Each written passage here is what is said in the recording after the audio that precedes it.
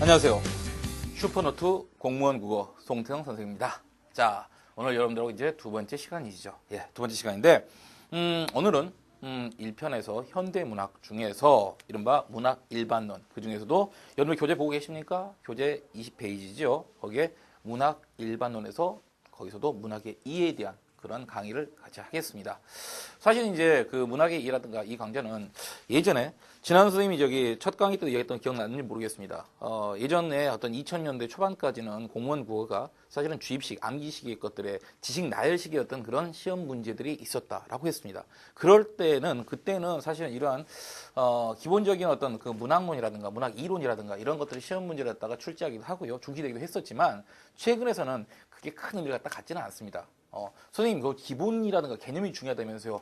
이런 게 기본과 개념이 아니라는 이야기야. 선생님 말하는 기본과 개념이라고 하는 것은요, 실제 여러분들이 시험장에서 문제를 다 푸는 데서 꼭 필요한 어떤 용어들적인 그런 측면에서 어떤 기본이 있다는 것이, 이거는 실제 시험에서는, 최근에 어떤 공무원 시험에서는 크게 중시되는 그런 경향은 아니다라고 얘기할 수 있다는 것이지요.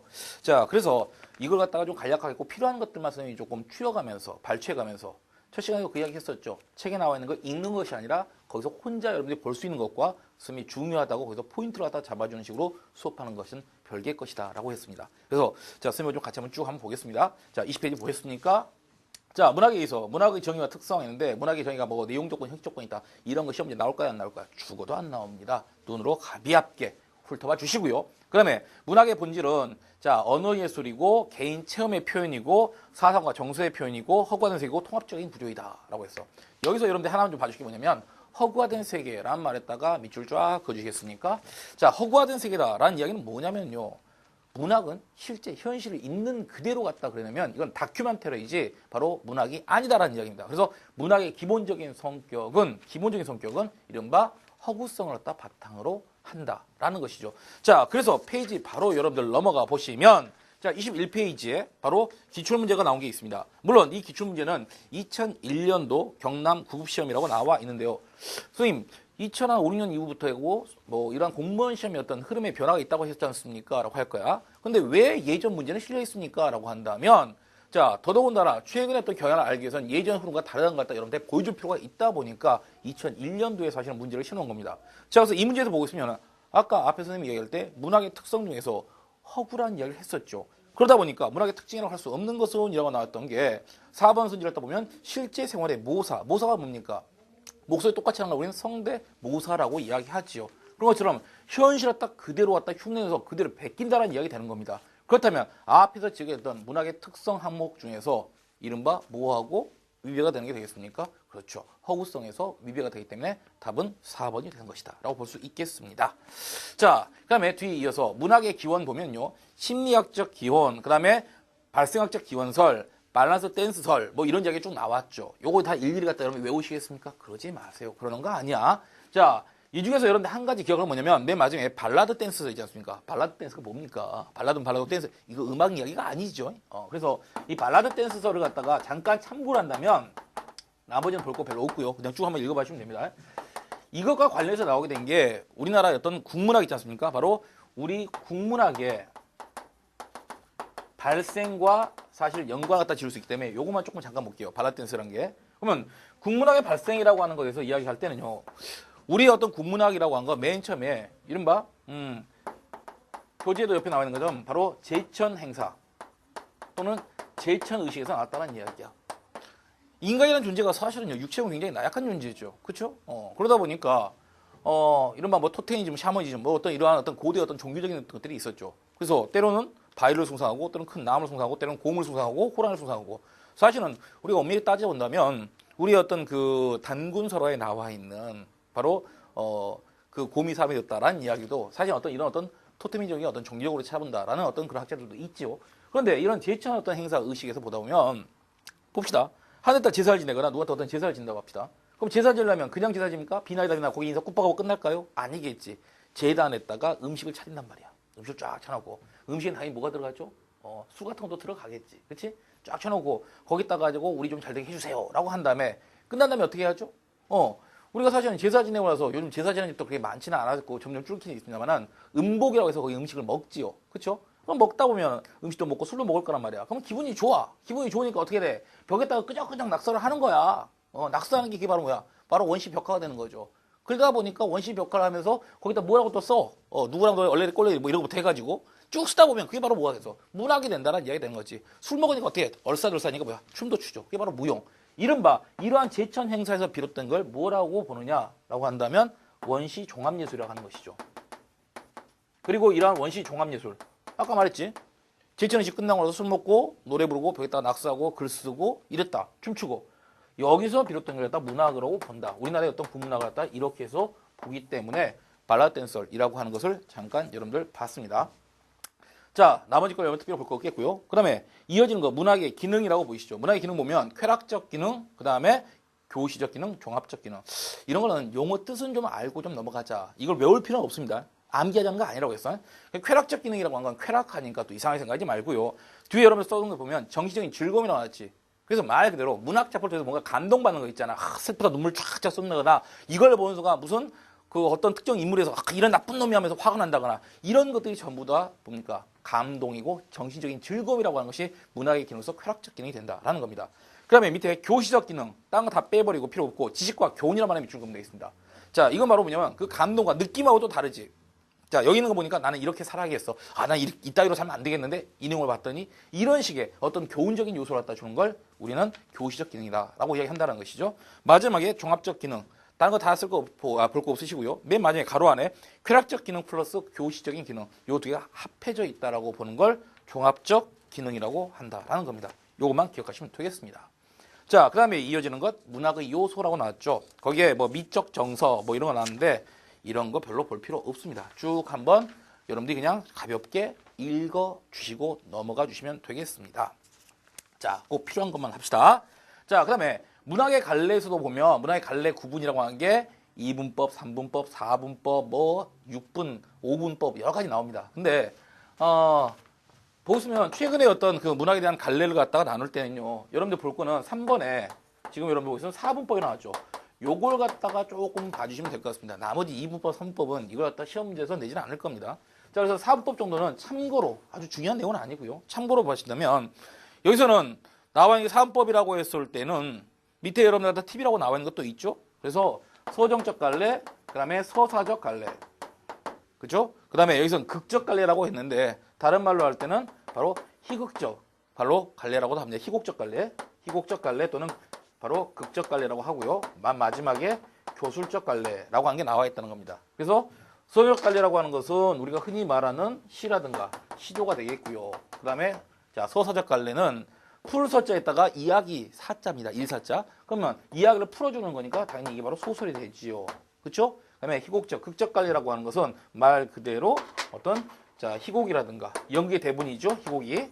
그다음에 영화라든가 드라마의 대본인 시나리오 이런 것도 여기에 해당한다. 그다음에 교술적 갈래라고 하는 것은 나중에 여러분들 자세히 이야기하겠습니다만은 어떤 그런 수필이라든가 뭐 기행문이라든가 이런 것들을 갖다가 흔히 이야기한다. 그래서 문학에 대한 그런 갈래를 나눌 때 인법부터 뭐 6분법까지 있지만 실질적으로 보시면 가장 많이 통용되는 게 바로 4분법에 해당하기 때문에 요거만 잠깐 언급을 해봤습니다. 그 밑에 팁에 보고 있으면 뭐 서술자의 개입 유무라든가 뭐 대표 장르 나는데 서술자의 개입 유무는요 각각의 장르별로 들어가서 선생님이 좀 더 정확하게 깊이 있게 쉽게 이야기하겠습니다. 이건 참고로만 봐주시고요.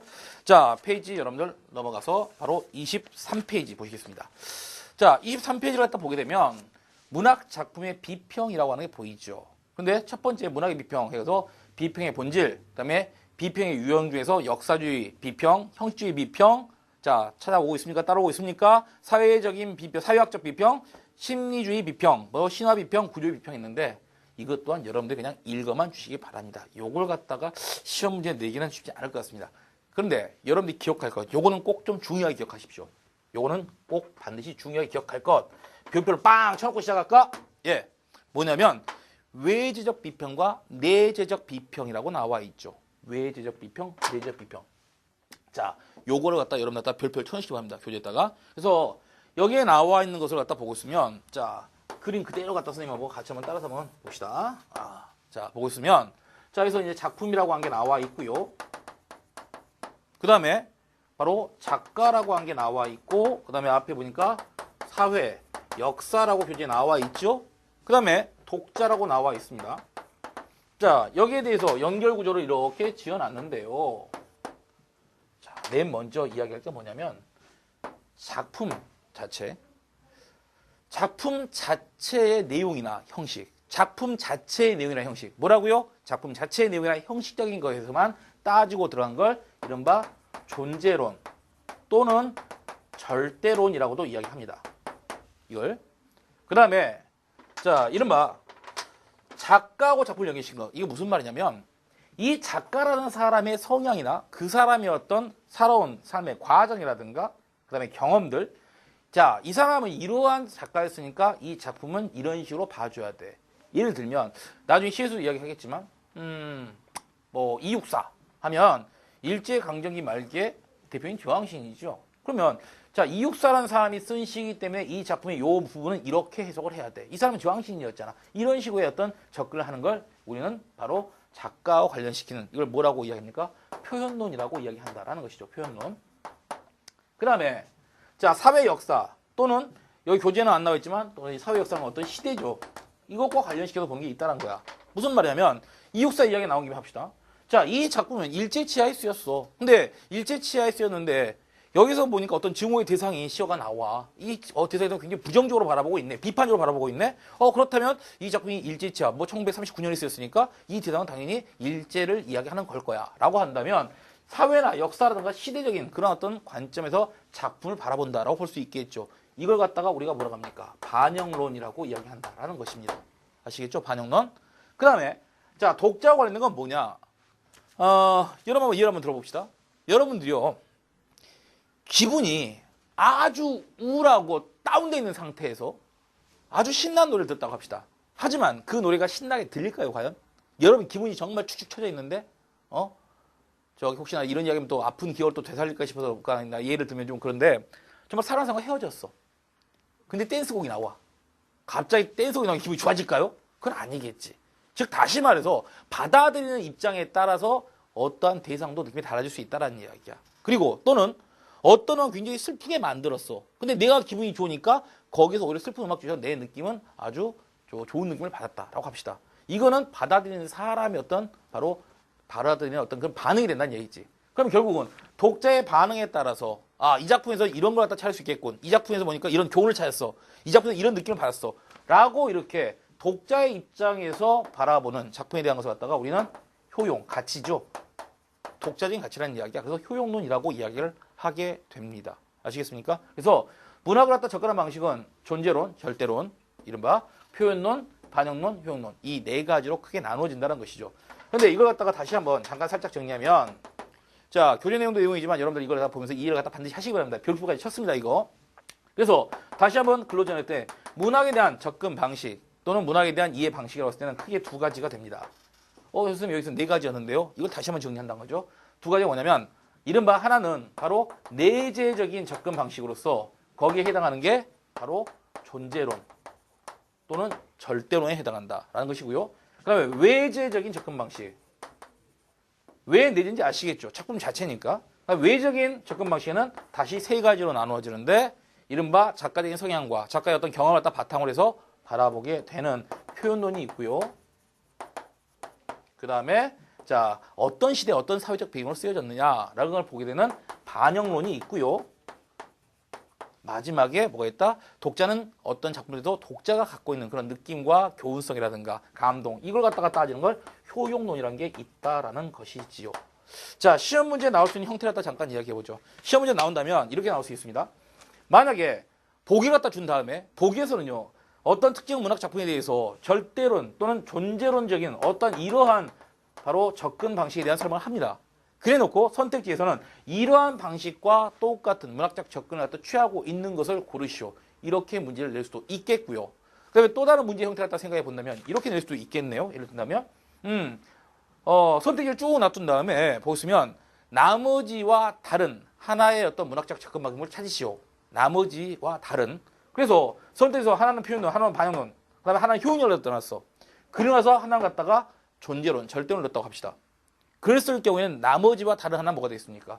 바로 당연히 존재론, 절대론이 되겠지. 왜? 표현론, 반응, 효용론은 뭐가 됐어? 외제적인 접근 방식이 되기 때문에 그렇다라는 이야기입니다.